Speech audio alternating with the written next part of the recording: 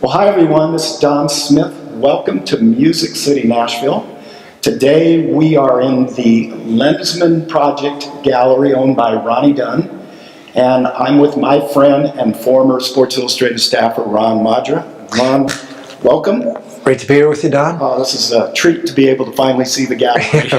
Yeah, it's been a while. We've been talking about this for a long time. Ronnie and I put this together. It was kind of his vision, and I came in with them, and we put this gallery together here in Nashville, and we're just having a lot of fun with it.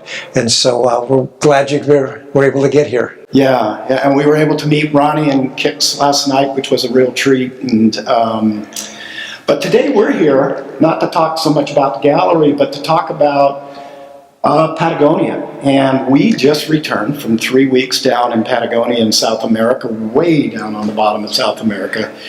And it was a treat. Oh, it was fantastic. It was absolutely an unbelievable trip. The weather was fantastic. The locations were just over the top.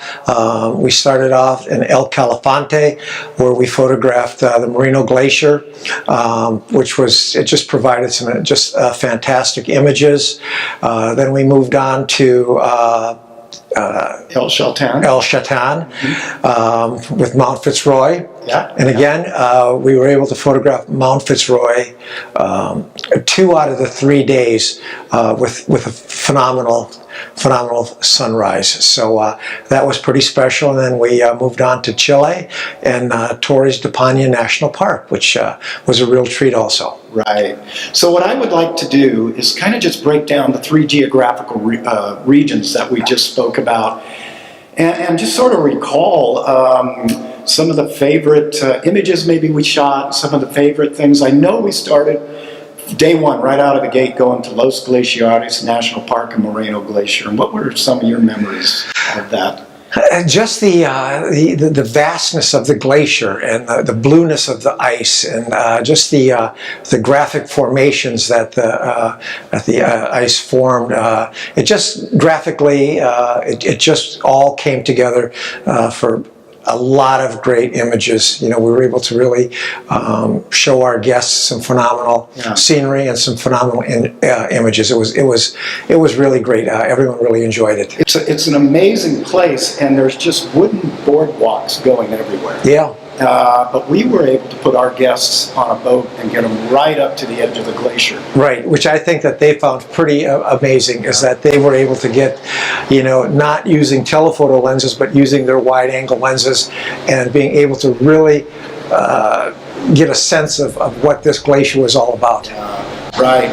So then day 2 was a real treat. And this is quite a long day. We go out on a boat to these amazing blue icebergs. I mean, they're just beyond what the imagination.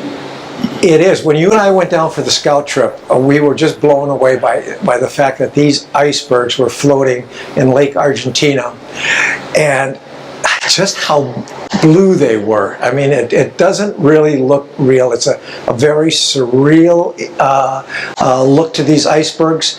And again, our clients that we had with us on the 2019 Patagonia Workshop were just absolutely in awe of everything that they saw on the lake that day. And again, some phenomenal images.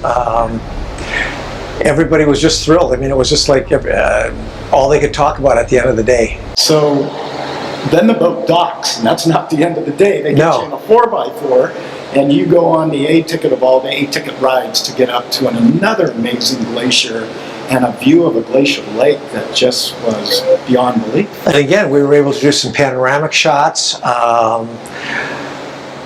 It's really, until you look at the images, it's hard to imagine how beautiful this place is. And Don and I were both absolutely, that was our second trip there, and we were just absolutely, once again, blown away by the absolute beauty that Patagonia has to offer. Right. And then a fantastic lunch.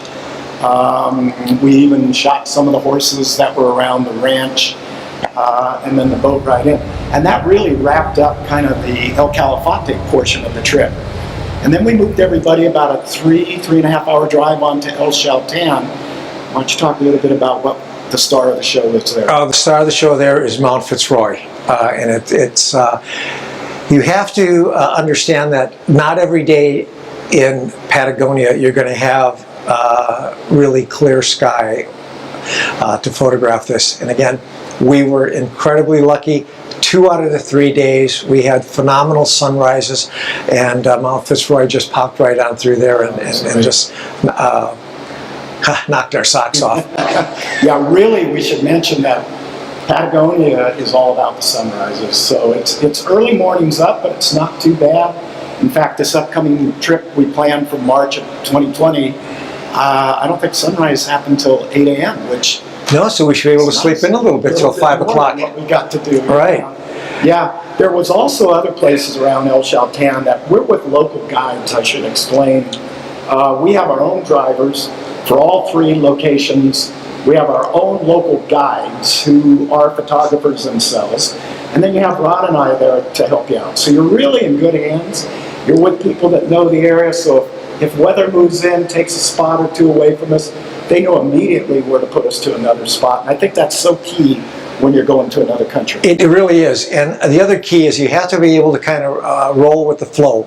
Because sometimes you're going to find one location that is going to possibly be a little bit better if the weather is not crystal clear, where you have some clouds that drop down over the mountains, or you have some high winds that are going to blow up some water spouts. So again, you have to sort of keep not lock yourself into, hey, look, if I don't get that sunrise, I'm not going to get anything, because that's not quite true. You're going to get a lot of images regardless of the weather. Exactly. 2 places I want to mention before we leave El Chaltén. There's one place we take you, well, actually a couple places we take you, where the Andes are just predominant in front of Lake Viedma. And it's really some kind of locations I don't think anybody would find on their own. We couldn't have found them without the locals. No, we couldn't have. And without the local guides helping us, we would have never had a third of the locations that we had on this trip. They were so beneficial, and we couldn't have done the trip without them. And the other one that was really special, they took us on a drive on a gravel road north of town, north of El Chaltén, where this river came in right at sunrise, and Fitzroy was out with the cloud blowing off the peak, and that's what you saw at the start of this video. That's Fitzroy. That wasn't from exactly that location, but that's the peak that we're talking about. Tallest peak, I'm pointing to my chest. I'm not wearing Patagonia gear, normally I am, but it's the tallest peak in the Patagonia logo. That's Mount Fitzroy.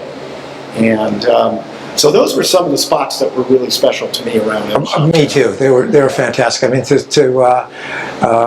was the second time that we were able to photograph Mount Fitzroy, and it was as exciting or more exciting the second time as it was the first time. And so I'm really, truly looking forward to getting down there again next year, because I've absolutely fallen in love with Patagonia. It's great. So now we have to take about a 6.5 hour drive.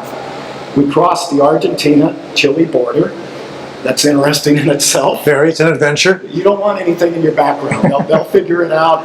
You got to get through police, government, and baggage searches to get from one country into the other, which is, I guess it's really good, but it's a little intimidating when the police are looking over the top of it at you, and they're staring at their screen, and you're thinking, oh my gosh, what did they find on me here?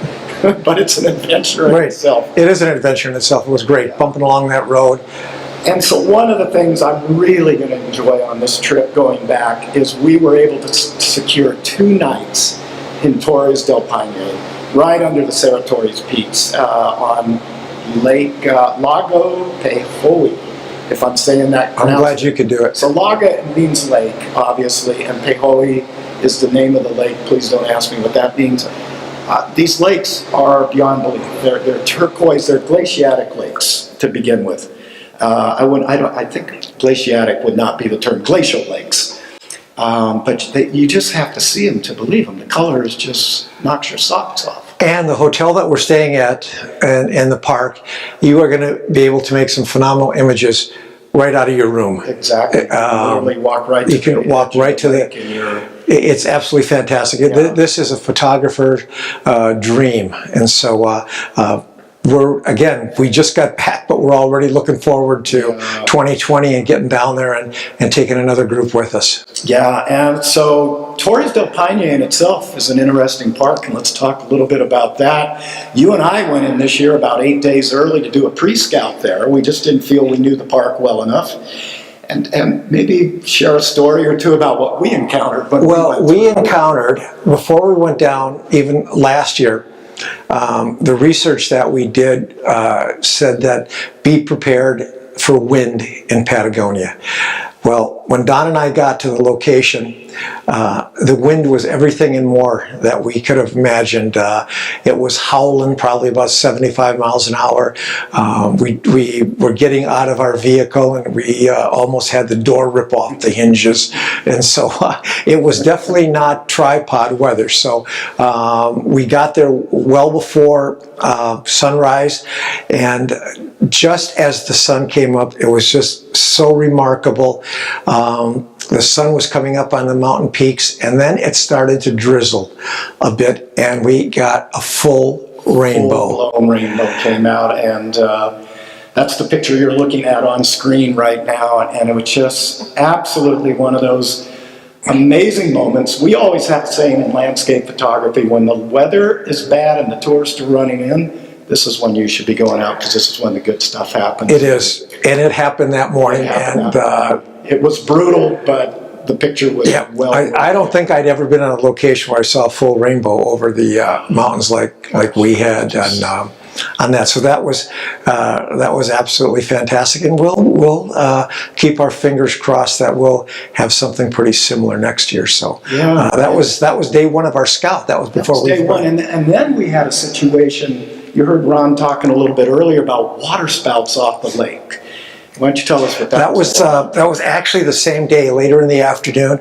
We went back to the location that we photographed in the morning, and the wind was just howling beyond belief, and the water was rushing down the lake, and it was just making these gigantic water spouts against the mountains backlit. And so again, that was another incredible image that we got from day one of our scout trip. Now we bring our group back through. This is the tail end of the trip, and we had fortunately a little bit tamer weather, and still all the mountains were out. All the mountains were out. Snow covered, and it's just pictures, you just have to look at the pictures we're showing you here to do it justice.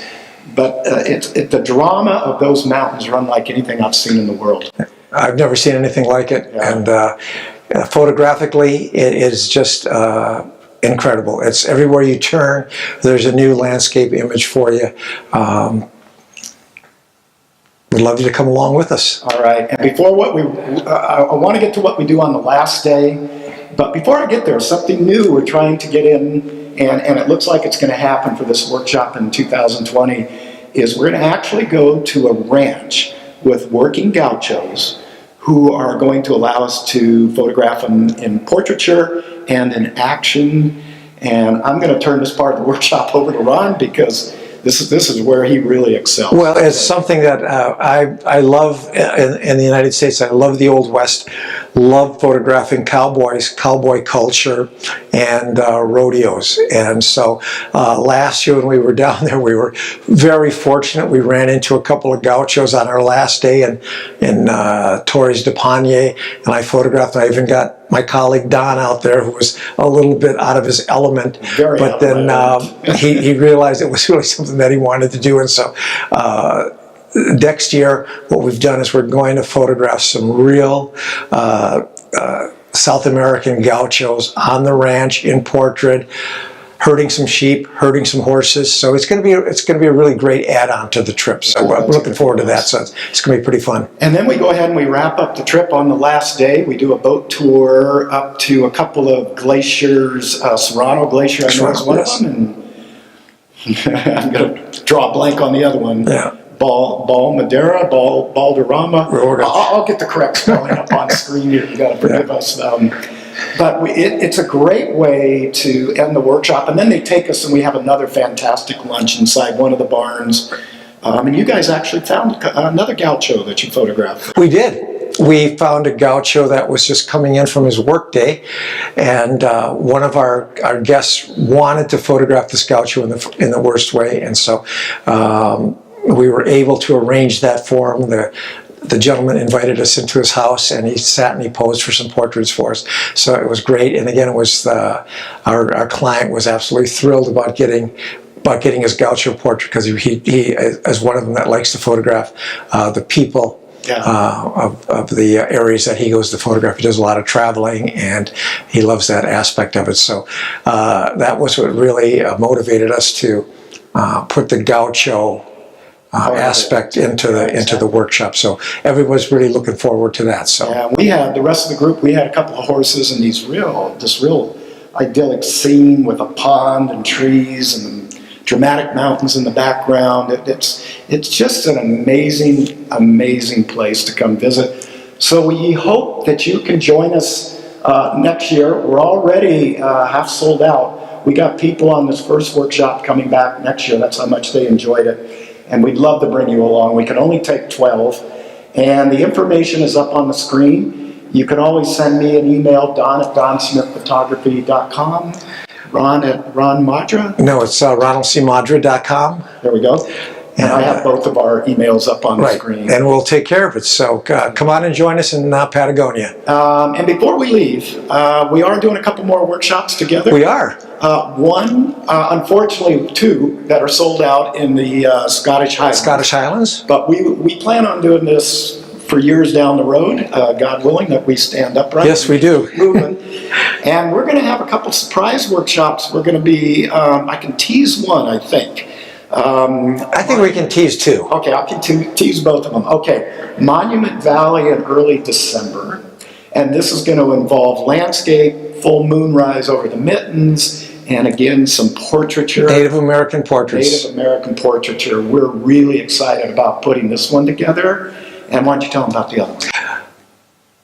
I'm taking Don down to the Galapagos, and I've been down there. I'm getting ready to make my 5th trip to the Galapagos, and so we are going to start putting together, Don and I, a trip for 2020 down to the Galapagos. It's going to be land-based, where we're going to come back to the hotel every night. We're going to see everything that the Galapagos has to offer, and we're going to be able to get back to the hotel, have dinner, review images, and it's going to be just a fantastic 7-day trip. So that's another one we'll be posting pretty soon, the dates on that. Yeah, great. So stay tuned. I'll get you all the information out when these workshops are available. If you're interested in any of them, please, again, just send us an email. We're taking waiting lists, and we'd love to work with you. So join us. Yeah, it's going to be great. It's been great. The gallery is awesome. Unfortunately, it's not open to the public right now.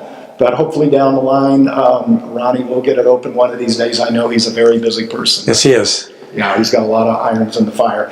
So again, from the Lensman Project Gallery in Nashville, Tennessee, we'll talk to you next time.